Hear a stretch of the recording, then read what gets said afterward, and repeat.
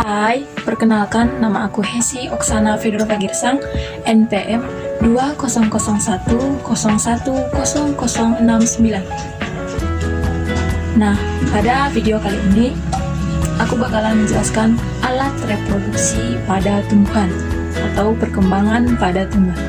Nah, perkembangan pada tumbuhan itu dibagi menjadi dua. Yang pertama ada perkembangan secara generatif. Ini melalui perkawinan.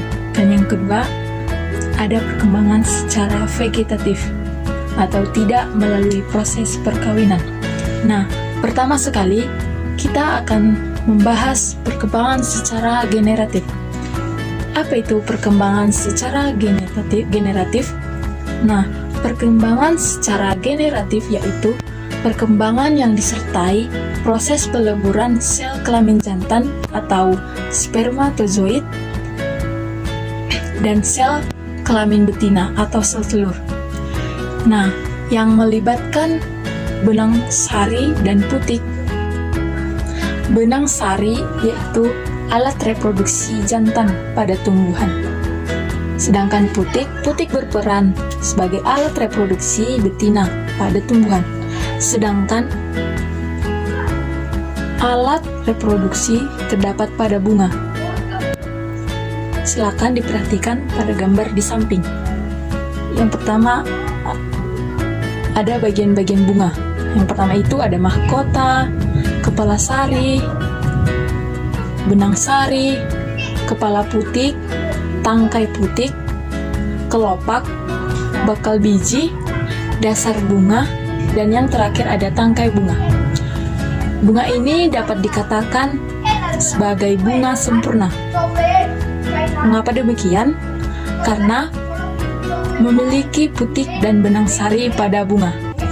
Proses perkembangbiakan generatif pada tumbuhan diawali dengan proses penyerbukan dan dilanjutkan dengan pembuahan, di mana penyerbukan merupakan peristiwa jatuhnya atau menempelnya benang sari pada putik. Berdasarkan asal benang sarinya, penyerbukan dapat dibedakan menjadi 4. Yang pertama ada penyerbukan sendiri. Nah, di mana benang sari jatuh ke kepala putik yang berasal dari bunga itu sendiri. Yang kedua ada penyerbukan silang. Penyerbukan silang yaitu di mana benang sari jatuh ke kepala putik yang lain, yang berbeda pohon tetapi dalam satu jenis. Yang ketiga ada penyerbukan tetangga.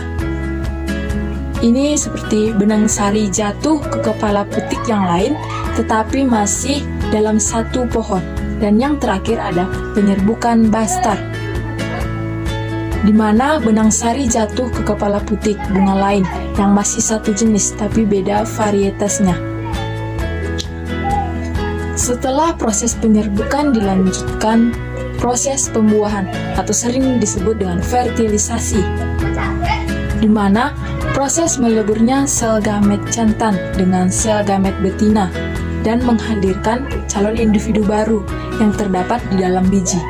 Dan setelah pembentukan buah dan biji, bunga akan layu dan meninggalkan bakal buah dan menghasilkan tumbuhan baru. Nah, contoh tumbuhan dari perkembangbiakan secara generatif yaitu seperti mangga, kedelai, jagung, rambutan, jambu, dan sejenisnya. Nah, selanjutnya kita akan membahas perkembangbiakan tumbuhan secara vegetatif. Nah, apa itu perkembangbiakan tumbuhan secara vegetatif? Nah, di dalam perkembangbiakan secara vegetatif yaitu cara perkembangbiakan makhluk hidup yang terjadi tanpa pertemuan sel jantan dan sel betina atau tanpa perkawinan. Nah, ada jenis perkembangan vegetatif yaitu terbagi menjadi 2 jenis, alami dan buatan. Nah, mari kita bahas satu persatu. mulai dari perkembangan vegetatif secara alami. Perkembangan vegetatif secara alami dibagi menjadi 8. Yang pertama ada spora. Pada spora, tumbuhan berkembang biak dengan spora adalah berbagai jenis tumbuhan paku. Spora dibentuk dan disimpan di dalam kotak spora yang disebut sporangium. Kotak spora pada tumbuhan paku terdapat pada bagian bawah daun.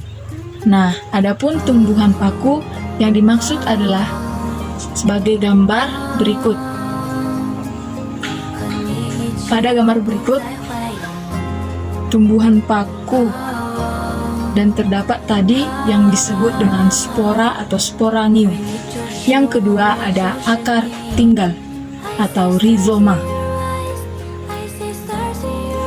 Akar tinggal atau rizoma yaitu batang yang tumbuh menjalar di tanah.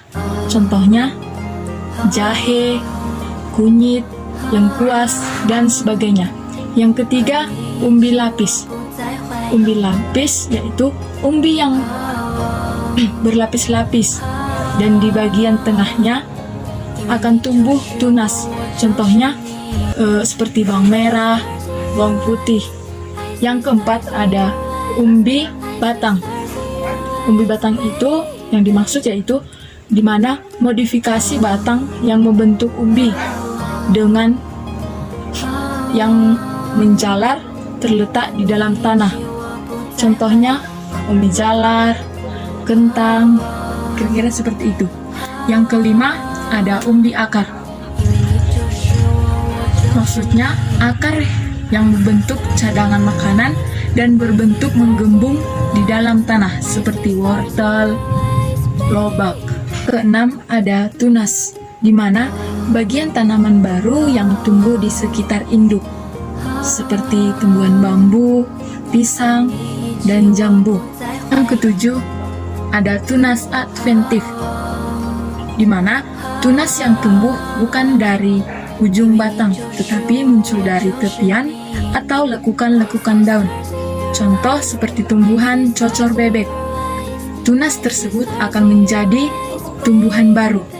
Yang kedelapan ada geragi atau stolon. Maksudnya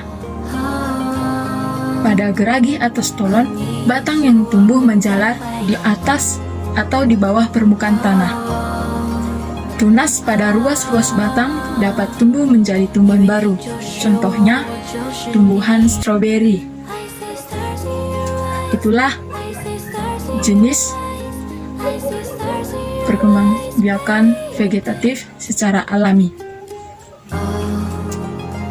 Sekarang kita masuk ke perkembangbiakan tumbuhan vegetatif secara buatan. Ada cangkok, menempel, stek. Stek ini dibagi menjadi dua, ada stek daun, stek batang, dan menunduk, menyambung. Sekarang sudah tahu kan bagaimana perkembangbiakan pada tumbuhan? Mulai dari yang saya jelaskan tentang perkembangbiakan secara generatif sampai perkembangbiakan secara vegetatif. Demikian pembelajaran tentang sistem reproduksi pada tumbuhan. Semoga bermanfaat ya. Terima kasih.